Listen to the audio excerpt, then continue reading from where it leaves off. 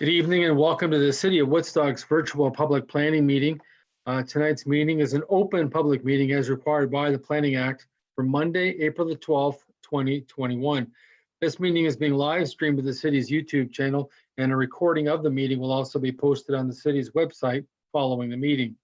An agenda can be found on the Agendas, Meetings, and Minutes page of the city's website under the Inside City Hall heading on the cityofwoodstock.ca homepage.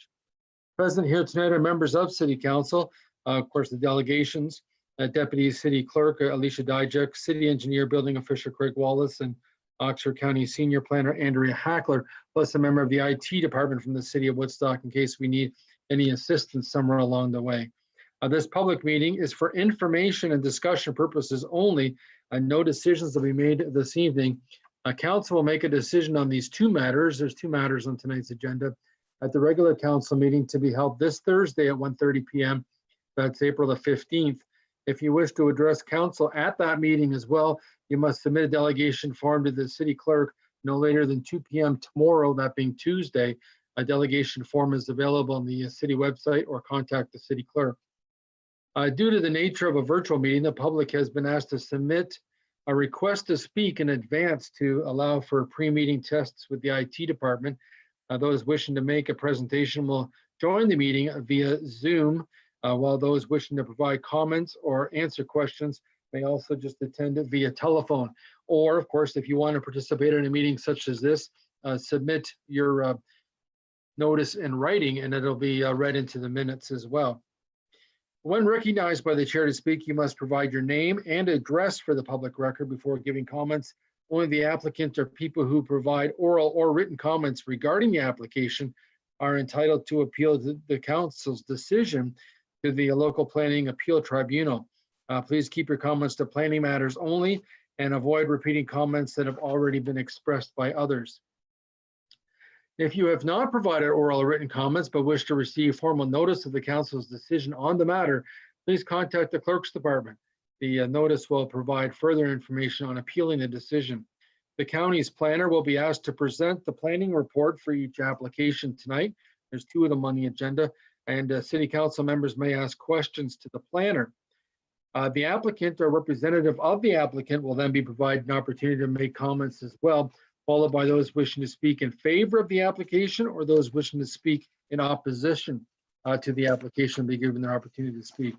As I mentioned before, there are just two items on tonight's agenda. Before we go any further, I, as chair, will be declaring a conflict of interest both tonight and in Thursday afternoon city council meeting on ZN 8-20-33, which is the application for a zone change, general provisions of the city of Woodstock, section 5.2.6, as I do work part-time in the storage industry, both inside and outside storage units in the city of Woodstock.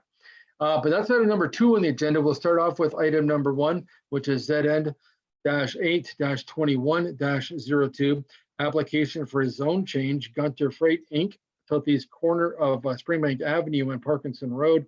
The applicants or the delegations will be Andrew Phillips and Jamie Adams when it's their turn to speak. But first, of course, we do hear from our senior planner, Andrea Hackler from the County of Oxford, to give the description of a ZN 8-21-02.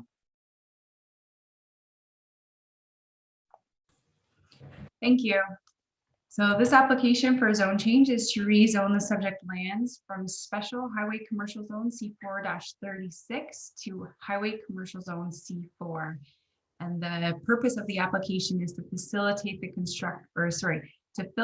facilitate the establishment of a retail building supply establishment on the subject property. And I'll just share my screen here. So the subject property, as Councillor Schadenberg pointed out, is on the southeast corner of Springbank Avenue and Parkinson Road. And it's part of it. It was formerly part of the larger parcel, which is owned by Gunter Freight Transport. We'll just scroll down to that. You just see the subject property currently is vacant of any buildings, but it's currently used for truck parking. And the applicant is proposing to construct a 29 100 square meter building, which would be for retail and warehousing. And it would have a large outdoor storage area on the subject property. And I can just scroll to here's the proposed site plan. And so it's a little bit difficult to see. So here's the proposed building. And then this is the storage yard where different building supplies would be stored. So for council's information, or council even may recall, back in 2008, there was an official plan amendment and a zone change that were undertaken for the subject property. And at the time, it was redesignated from a traditional industrial designation to a special business park designation, and then rezoned to the C4-36 zone. At the time, the intent was to establish an ATV and motorcycle sales establishment, as well as a tire sales and service establishment on the subject property. As council is aware, that did not happen. However, the policies that were established permit a variety of business park uses, as well as service commercial type uses. And so the applicant's proposal for the retail building supply establishment is in line with those service commercial and business park policies that are site specific to this area. And so just to give council an idea, the current policies that allow for the service commercial type uses include such uses as retail sale and automotive supplies, nurseries and garden centers, swimming pools, sales and service outlets. So in our opinion, the retail building supply establishment would be similar to this in that it has a large retail component, but it also has a large warehousing wholesaling component. And so that would be typical with a garden center / nursery, for example, or a pool supply and sales establishments. We felt that this use was right in line with those other types of uses that are contemplated for this area.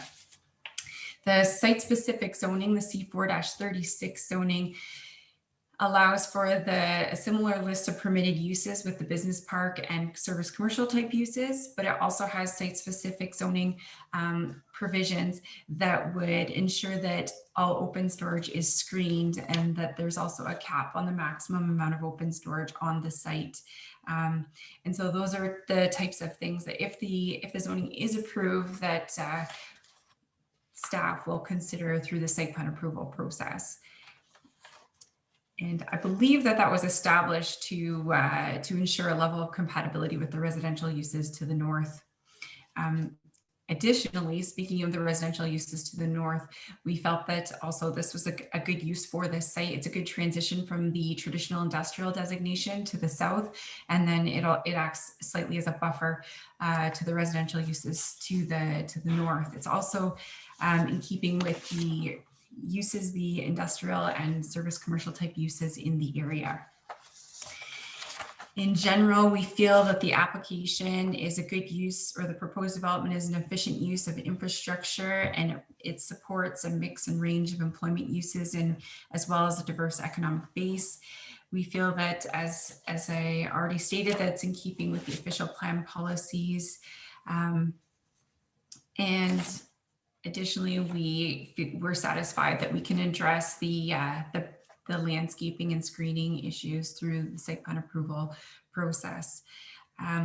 In light of our review, although the applicant has requested a zone change to go from the C4-36 zone to the straight C4 zone, staff are of the opinion that the C4-36 zone should be maintained, and that simply the retail building supply establishment, the intended use, be added to that list of C4-36 uses, so that we're not opening the door to all of these C4 uses, because that was not what was originally contemplated by the site-specific policies.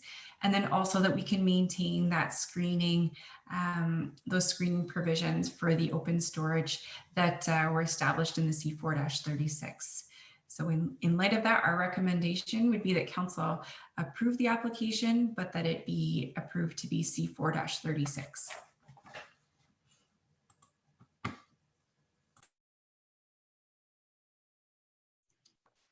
Thanks for Andrea for her report, the senior planner from the County of Oxford. Are there any comments or questions from any members from Woodstock City Council for our senior planner?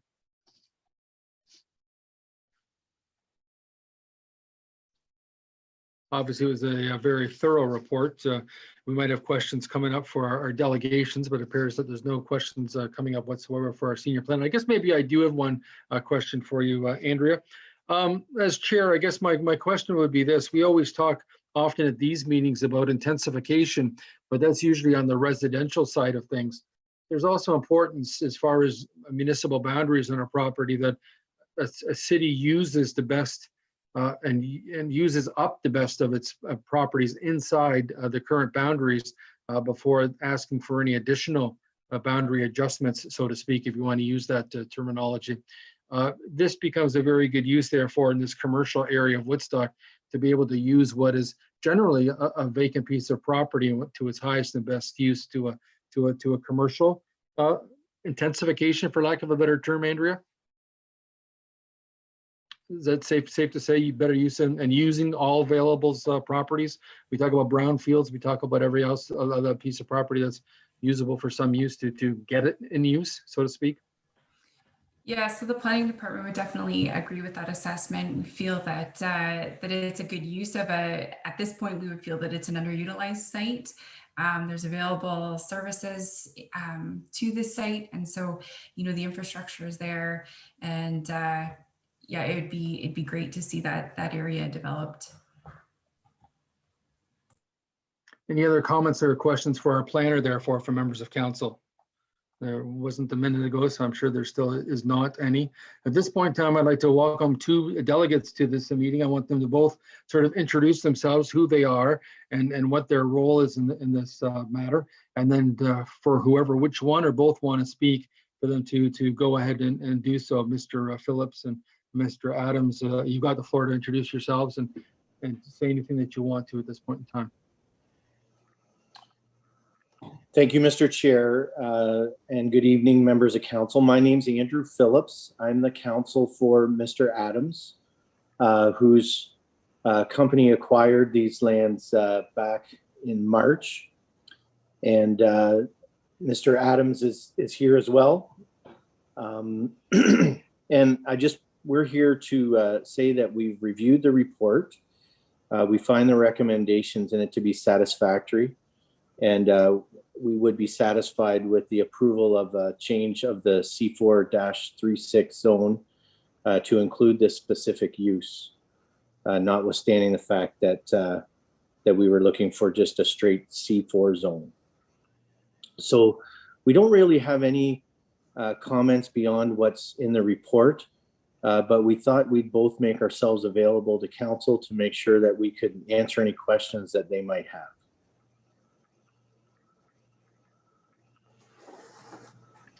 Thanks a lot. Are there any questions or comments, therefore, from members of the council for Mr. Adams or Mr. Phillips at this point in time? Go ahead, Councillor Accioni. Yeah, thank you both for being here. Through the chair, of course, I'm sorry.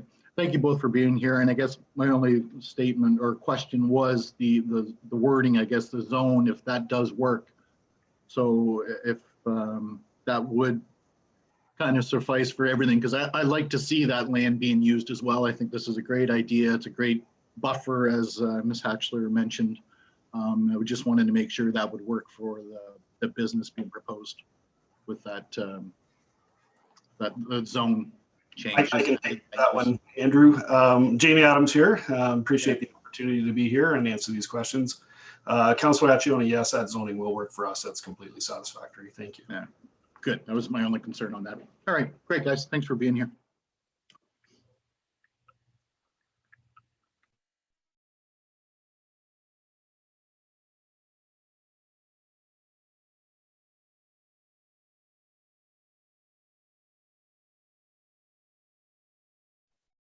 Sorry about that. Any other comments or questions for our delegation here on item number 1 for agenda here tonight?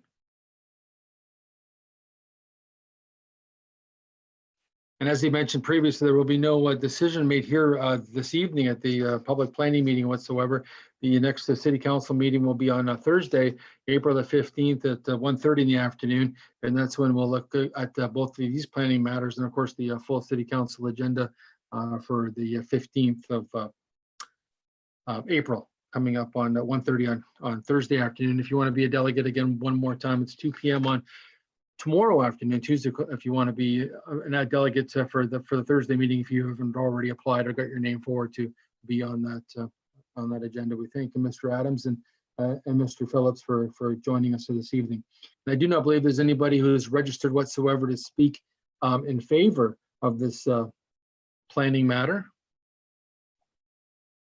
Anyone registered to speak in favor of the planning matter? Do believe not, or anyone here to speak against the planning matter? Seeing none, to be able to speak against the planning matter. And again, city council's on Thursday at 1:30 in the afternoon, and that's item number 1 on the agenda is ZN-8-21-02. And as stated here at the top of the meeting, I'm declaring a conflict of interest in item number 2, and I'll be handing the floor or the table over to Councillor Connie Lauder to table the next item. Thank you, Mark. And the next application is ZN 8-20-33, application for zone change, general provisions, City of Woodstock. Ms. Hashler, would you like to present this application? Thank you. So this application for zone change is an application that was submitted by the City of Woodstock, and it's to amend the general provisions that relate specifically to the parking of commercial vehicles, recreational vehicles, and utility vehicles. Sorry, I should just remove the commercial vehicles. It's for recreational and utility vehicles in residential areas. So because of that, this zoning and zoning amendment applies to all residential properties in the City of Woodstock. And so as council may recall, on November 19th, 2020, City Council considered a staff report which was generated by the City Engineering Department based on a delegation to council from a previous meeting. And so the delegation at the time had requested that revisions to the zoning bylaw be made to allow for recreational vehicles to be parked on a driveway or exterior side yard throughout the months of May to October. And then also the maximum length of a trailer be removed and the height be increased to 4.14 meters.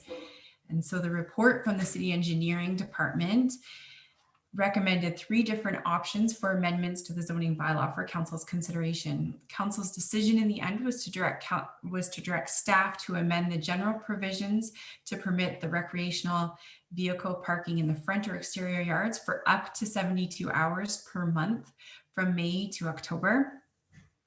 And the intent, and then I should just provide further clarification because I believe that Craig will probably speak to this later, but the 72 hours per month are at one time. And so it's not a cumulative up to the 72 hours, it's 72 hours per time throughout the months of May to October. And then the intent of this provision would allow for occasional recreational vehicle parking, which permits residents with a bit of latitude during the summer months. And so basically what residents could do in the City of Woodstock is they can load and unload their RVs or trailers, tent trailers, or and then they can also maintain them, and they have some flexibility without having to park them on the street. And then any trailers that would be beyond the maximum length or height than what is currently permitted would be able to park on the street for a limited period of time as well. So based on the city engineering report, council directed staff to add 2 additional provisions as well that would prohibit human occupancy of recreational vehicles that would be stored on any lot. And they also required that any driveway or parking area for residential dwellings with less than 4 units would have to have a hard surface. So that was the resolution from November 19th. And so then city council or city staff and Andrea, it's not coming through. Andrea, Oh, sorry, can you hear me now? I can now, but that last was blurry for everyone. Okay, so so where did you, if we can just go back, if you can let me know where you lost me. Oh, your mic's off now. About 5 lines back, maybe? Okay, so basically, so the direction of council was to allow for parking of the vehicles for up to 72 hours from May to October. And then also to prohibit human occupancy of recreational vehicles stored on any lot, and then to ensure that the driveway parking area for residential dwellings with less than 4 units would have a hard surface. Okay, so I apologize for that. Okay, and then further to that, some of the reasons why, some of the concerns that were raised by staff, I guess, relating to the parking of recreational and utility vehicles is generally to do with the interference of sightlines for motor vehicles and pedestrians. I'm hoping that you can still hear me, Connie, if you can just, okay, perfect. I can hear you fine. Okay, great. The rest can. Okay. And then, so then we wanted to make sure that there was no interference with sightlines. We want to make sure that the required spaces that are required for each residential dwelling are not being used constantly by recreational vehicles, and therefore people having to park vehicles out on the street, which would cause potentially traffic and congestion issues. And then also we wanted to make sure that we maintain the visual appearance of streetscapes. And so ultimately, the idea was to try to find a balance between the residents' needs that own utility and recreational vehicles, but then also to ensure public health and safety, as well as the visual appearance of streetscapes. So the application obviously was circulated to various agencies. The building department provided us with the text for the amending bylaw. And then further to that, I wanted to note that the building department also recommended that the definition for a parking area, which is in section 2 of the zoning bylaw, would also be amended. And that would be, at this point in time, it speaks to the parking of motor vehicles. So we would just be amending the wording so that it would include recreational vehicles and utility trailers. Further to that, the building department also indicated that they have had issues with people living in RVs on residential properties. And so they suggested that there would be wording in the bylaw to ensure that this could be something that they could enforce to ensure that people are not living in RVs on properties. So we did send the application out for public notice. It went out in two newspapers to try to get as much coverage as we could. It was in the Oxford Review as well as the Sentinel Review. We did receive a call and a letter from a resident of Woodstock, and basically it was mostly questions, and Craig Walsh, our chief building official, was able to respond to the resident, and they didn't seem to have any further issues with the proposed amendments.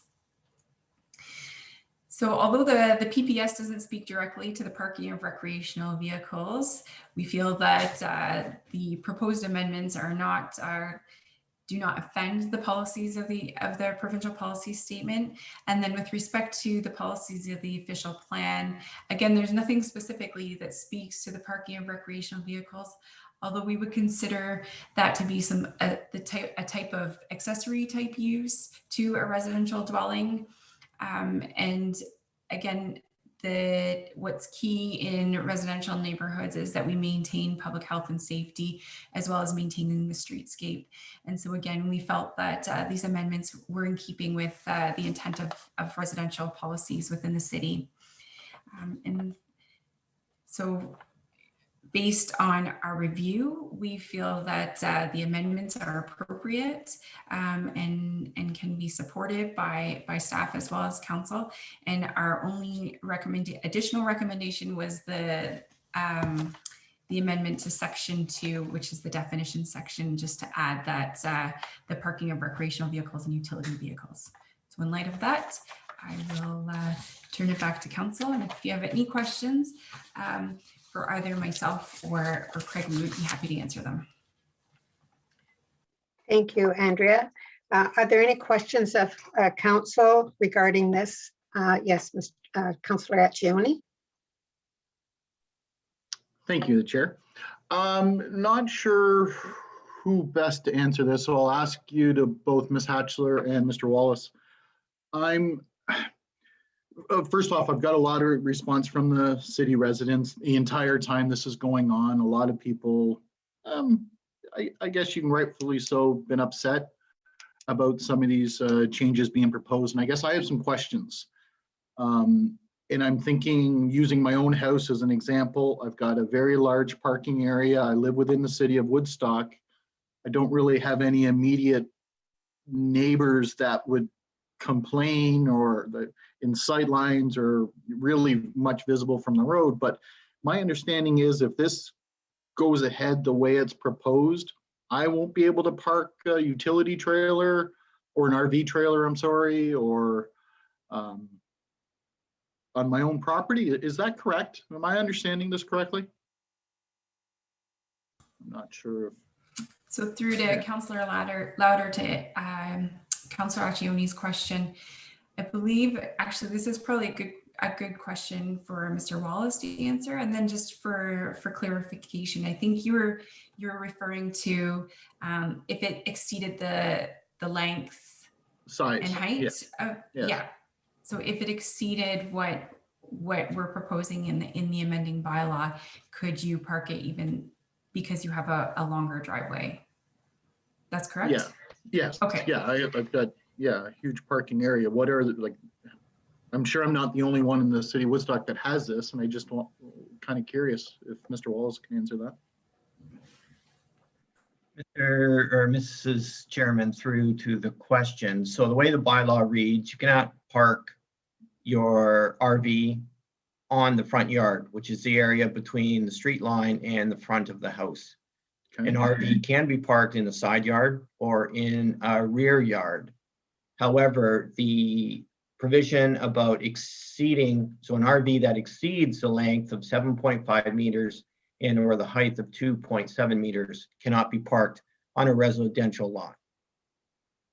So if you could get an RV into your backyard, you can park it there, but that vehicle cannot exceed 7.5 meters in length or 2.7 meters in height. I guess that's where I find this a little bit tougher again, where, I can't in my backyard, for example, but in my side yard. And let me be clear, I don't have a trailer, no intentions of buying one. I'm just trying to be devil's advocate here and ask the questions. I'm sure I'm not the only one doing this. Yes. Yep. Mrs. Chairman, I could throw out the option. So typically, Mr. Accioni, it sounds like you have a larger property. So a good example would be people have proposed a large garage on those type of properties. So again, the bylaw limits the size of that garage. So typically that person would apply for a minor variance to construct that larger garage. So Okay. I'm thinking if you're proposing to park a large RV on your property and it's suitable, then you should be able to apply for a minor variance. And the committee would look at that specific case, and it could be approved or it could not be approved through the committee. Perfect. That was going to be one of my questions there. And how, I guess through to Mr. Wallace, is this still bylaw enforced, so complaint based then? Or is this something we'll be actively looking for? Mrs. Chairman, to answer the question, yes, it's enforced by complaint only. Thank you. Thank you. Through to Mr. Wallace too. I just have a question. So just to clarify, anyone that doesn't agree with or would like something larger, like Councillor Accioni has talked about, that's how they would deal with this, through a minor variance. Is that correct? Through to Mr. Wallace? Mrs. Chairman, to answer your question, yes, that's, I think that's a reasonable answer, is like I compared it to a larger garage, a larger building. You typically, if you can't meet the zoning provisions, and if it's reasonable, you would apply for a minor variance. Okay, thank you. Is there anyone here that would like to speak in favor of this application? Is there anyone who would like to speak against this application? Hearing none, we do have one person who's been registered. Mr. Rudy, would you like to come forward and speak to the application? And could we please have your name and address for the records? I have to give my address, Counselor? Maybe we can do something about Okay. that. I can confirm that I'm a City of Woodstock resident, Yes, and I have been yeah. since 2004. yes. Okay. All right. Thank you.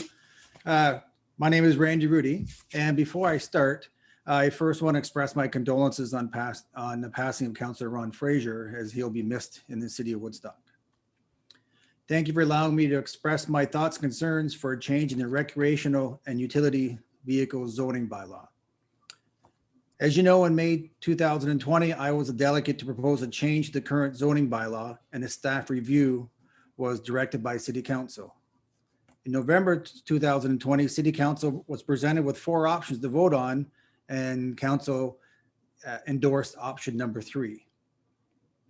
The voted on option 3 by City Council does nothing for anyone who owns a vehicle above 2.7 meters or longer than 7.5 meters. Almost every travel trailer or motorhome exceeds these restrictions. We all know data substantiates facts. I counted over 835 vehicles in driveways throughout Woodstock, and this number is growing. As well, I had over 500 supporters on a petition for a change. A change to 72 hours a month is progress, and I thank Council for that, and I appreciate the amendment, but is this the right change? The following municipalities allow for these vehicles to be parked seasonally, not for 72 hours a month: Barrie, Brampton, Brant County, Brantford, Burlington, Cambridge, Hamilton, Ingersoll, Kitchener, London, Milton, Mississauga, Oakville, Sarnia, Tillsonburg, Township of East Zora Tavistock, Township of Southwest Oxford, Township of Zora are some of the municipalities. 72 hours is progression, and I'm glad if that's the change it would make it to, but now is the time for Council to make the changes seasonal, as well as amend the sizing restrictions to reflect the community needs. I appreciate the opportunity to voice my opinion, and I thank you for your time. Thank you, Mr. Rudy. Are there any questions or comments from Council through to Mr. Rudy?